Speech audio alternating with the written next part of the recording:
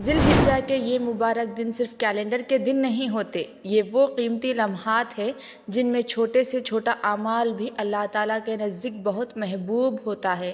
آج ہم ذی الحجہ کے ان اعمال، فضائل اور احکام کے بارے میں بات کریں گے جو قرآن اور حدیث میں آئے ہیں، تاکہ ان مبارک دنوں کو غفلت میں نہ گنوا دیں۔ ذی الحجہ کا چاند۔ رسول اللہ صلی اللہ علیہ وسلم نے فرمایا، جب تم ذی الحجہ کا چاند دیکھ لو اور تم میں سے کوئی قربانی کرنا چاہے تو اپنے بال اور ناخن یوں ہی رہنے دے۔ اسی لیے جو لوگ قربانی کرنے والے ہیں وہ ذی الحجہ کا چاند نکلنے سے پہلے اپنے بال اور ناخن کاٹ لیں اور پھر عید الاضحیٰ کی قربانی کرنے کے بعد ہی بال اور ناخن کاٹیں۔ ذی الحجہ کے پہلے 10 دن۔ حضرت عبداللہ ابن رضی اللہ عنہ سے روایت ہے کہ رسول اللہ صلی اللہ علیہ وسلم نے فرمایا، اللہ تبارک و تعالیٰ کے نزدیک کوئی بھی اعمال اتنا محبوب نہیں جتنا وہ اعمال ہے جو ذی الحجہ کے پہلے 10 دنوں میں کیا جائے۔ اور پھر نبی کریم صلی اللہ علیہ وسلم نے ہمیں ان دنوں میں کثرت سے تحلیل لا الہ الا اللہ، تکبیر اللہ اکبر، تحمید الحمدللہ پڑھنے کی تعلیم دی۔ یعنی یہ دن صرف بزی رہنے کے لیے نہیں بلکہ ذکر، عبادت اور اللہ کی یاد میں گزارنا چاہیے۔ ذی الحجہ کے روزے۔ حضرت حفصہ رضی اللہ عنہا فرماتی ہے کہ رسول اللہ صلی اللہ علیہ وسلم 4 کام کبھی نہیں چھوڑتے تھے: عاشوراء کا روزہ، 10 ذی الحجہ کے روزے، ہر مہینے کے 3 روزے، فجر کی 2 سنتیں۔ اور نبی صلی اللہ علیہ وسلم نے فرمایا، جو آدمی اللہ کے راستے میں 1 دن کا روزہ رکھتا ہے، اللہ اس کے اور جہنم کے درمیان 70 سال کی دوری ڈال دیتا ہے۔ عرفہ کے دن کی فضیلت۔ عائشہ رضی اللہ عنہا سے روایت ہے کہ رسول اللہ صلی اللہ علیہ وسلم نے فرمایا، عرفہ سے بڑھ کر کوئی دن ایسا نہیں جس میں اللہ تعالیٰ اتنے زیادہ لوگوں کو جہنم کی آگ سے آزاد کرتا ہو، اور اللہ تعالیٰ فرشتوں کے سامنے اپنے بندوں پر فخر فرماتا ہے۔ یہ صرف ایک دن نہیں، ایک معافی کا دن ہے، یہ اللہ کے قریب ہونے کا دن ہے۔ عرفہ کا روزہ۔ رسول اللہ صلی اللہ علیہ وسلم نے فرمایا، یہ روزہ پچھلے اور اگلے سال کے گناہوں کا کفارہ ہے۔ اور عائشہ رضی اللہ عنہا فرماتی ہے، مجھے پورے سال کے دنوں میں عرفہ کا روزہ سب سے زیادہ پسند ہے۔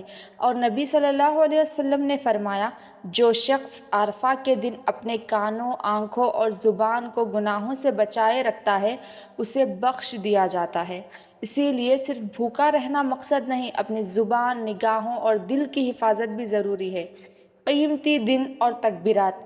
9 ذی الحجہ تک تکبیرات پڑھنا شروع کر دے۔ اللہ اکبر، اللہ اکبر، اللہ اکبر، لا الہ الا اللہ، اللہ اکبر، اللہ اکبر وللہ الحمد۔ یہ وہ مبارک دن ہے جس میں دعائیں قبول ہوتی ہے، جہنم سے آزادی ملتی ہے، اللہ تعالیٰ فرشتوں کے سامنے فخر فرماتے ہیں، اور نبی صلی اللہ علیہ وسلم نے فرمایا، سب سے بہترین دعا عرفہ کے دن کی دعا ہے۔ کثرت سے تسبیح، تحمید، تکبیر، تحلیل پڑھیں اور اللہ سے دل کھول کر دعا مانگیں۔ قربانی کا اصل مقصد۔ اللہ تعالیٰ سورہ حج میں فرماتا ہے، اللہ کو نہ ان کا گوشت پہنچتا ہے اور نہ خون، بلکہ اس تک تمہارا تقویٰ پہنچتا ہے۔ یعنی قربانی صرف جانور ذبح کرنے کا نام نہیں، اصل چیز تقویٰ ہے۔ کیسے جانور قربانی میں جائز نہیں؟ نبی کریم صلی اللہ علیہ وسلم نے فرمایا کہ 4 طرح کے جانور قربانی میں جائز نہیں: کانا، جس کا کانا پن ظاہر ہو، لنگڑا، جس کا لنگڑا پن واضح ہو، مریض، جس کا مرض واضح ہو، اتنا کمزور جانور جس میں گودا تک نہ ہو۔ کون سے جانور کی قربانی جائز ہے؟ قرآن میں اللہ تعالیٰ نے بیان فرمایا کہ قربانی کے لیے جائز جانور ہے بکرا اور بکری، بھیڑ اور مینڈھا، گائے اور بیل، اونٹ اور اونٹنی، میل اور فیمیل دونوں شامل ہیں۔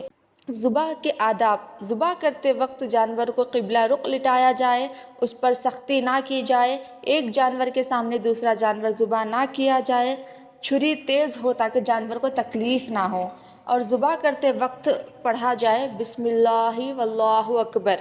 عید اور عیدگاہ کے مسائل۔ عید کے دن تکبیرات پڑھتے رہے، غسل کرے اور صاف کپڑے پہنے۔ مردوں کے لیے خوشبو لگانا سنت ہے۔ عید الاضحیٰ کے دن نماز سے پہلے کچھ نہ کھائے، اور نبی صلی اللہ علیہ وسلم عیدگاہ ایک راستے سے جاتے اور دوسرے سے واپس آتے تھے۔ خواتین کو بھی عیدگاہ جانے کا حکم دیا گیا ہے، اور عید کے دن روزہ رکھنا منع ہے۔ ایام تشریق۔